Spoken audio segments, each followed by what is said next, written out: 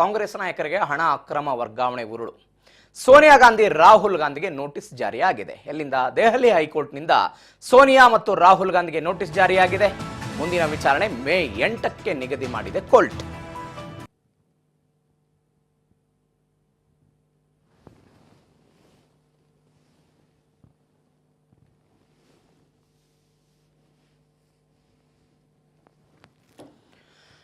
ಎರಡು 2014ರಲ್ಲಿ ಬಿಜೆಪಿಯ ನಾಯಕ ಸುಬ್ರಹ್ಮಣ್ಯನ್ ಸ್ವಾಮಿ ಒಂದು ದೂರನ್ನು ಕೊಟ್ಟಿದ್ರು ಕಾಂಗ್ರೆಸ್ ನಾಯಕರ ವಿರುದ್ಧ.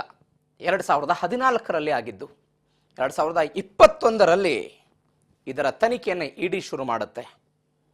ಈ ಪ್ರಕರಣಕ್ಕೆ ಸಂಬಂಧಪಟ್ಟಂತೆ 998 ಕೋಟಿ ಸಮಥಿಂಗ್ ಏನೋ ಅವ್ಯವಹಾರ ಆಗಿದೆ, ಅಕ್ರಮ ಹಣ ವರ್ಗಾವಣೆ ಆಗಿದೆ ಎನ್ನುವಂಥ ಪ್ರಕರಣ. ಇದರಲ್ಲಿ ಚಾರ್ಜ್ ಶೀಟ್ ಕೂಡ ಸಲ್ಲಿಕೆ ಆಗಿತ್ತು. ಇದೀಗ ದೆಹಲಿಯ ರೋಸ್ ಅವೆನ್ಯೂ ಕೋರ್ಟ್ನಿಂದ ರಾಹುಲ್ ಗಾಂಧಿ ಮತ್ತು ಸೋನಿಯಾ ಗಾಂಧಿಗೆ ನೋಟಿಸ್ ಜಾರಿ ಮಾಡಲಾಗಿದೆ.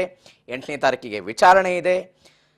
ನ್ಯಾಷನಲ್ ಹೆರಾಲ್ಡ್ ಹಣ ವರ್ಗಾವಣೆ ಪ್ರಕರಣಕ್ಕೆ ಸಂಬಂಧಪಟ್ಟಂತೆ ಇದೀಗ ನೋಟಿಸ್ ಜಾರಿಯಾಗಿರೋದು. ಈ ವಿಚಾರದಲ್ಲಿ ದೆಹಲಿಯ ನ್ಯಾಯಾಲಯ ಈ ಒಂದು ನೋಟಿಸನ್ನು ಕೊಡಲಾಗಿದೆ. ಕಾಂಗ್ರೆಸ್ನ ಹಿರಿಯ ನಾಯಕರನ್ನೂ ಒಳಗೊಂಡಂಥ ಆರ್ಥಿಕ ಅಕ್ರಮಗಳನ್ನು ಇಡಿಯವರು ಆರೋಪ ಮಾಡಿದ್ರು. ಅದರ ಅನ್ವಯ ಅವರು ಕೂಡ ಒಂದು ಆರೋಪ ಪಟ್ಟಿಯನ್ನು ಕೊಟ್ಟಿದ್ದರು. ಆರೋಪ ಪಟ್ಟಿ ಸಲ್ಲಿಕೆಯಾದ ನಂತರ ಇಂಥದ್ದೊಂದು ನೋಟಿಸ್ ಜಾರಿಯಾಗಿರೋದು. ದೆಹಲಿ ಕೋರ್ಟ್ ವಿಶೇಷ ನ್ಯಾಯಾಧೀಶ ವಿಶಾಲ್ ಗೋಗ್ನೆ ಇಡಿ ಆರೋಪ ಪಟ್ಟಿಯನ್ನು ಗಮನದಲ್ಲಿಟ್ಟುಕೊಂಡು ಈ ಸೂಕ್ತ ಪ್ರಕ್ರಿಯೆ ಬಗ್ಗೆ ಒತ್ತಿ ಕೂಡ ಹೇಳಿದರು. ಇದೀಗ ಮೇ 8ನೇ ತಾರೀಕಿಗೆ ವಿಚಾರಣೆಯನ್ನು ಮುಂದೂಡಿದ್ದಾರೆ.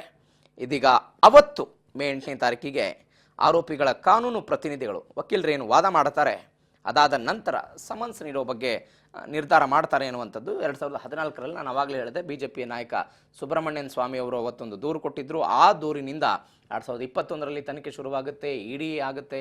ಇದೀಗ ಇಡಿ ಅವರು ಆರೋಪ ಪಟ್ಟಿಯನ್ನು ಕೊಟ್ಟಿದ್ದಾರೆ. ಅದಾದ ನಂತರ ವಿಚಾರಣೆಯ ಸಲುವಾಗಿ ಇದೀಗ ನೋಟಿಸ್ ಜಾರಿಯಾಗಿದೆ ಇಬ್ಬರು ನಾಯಕರಿಗೆ.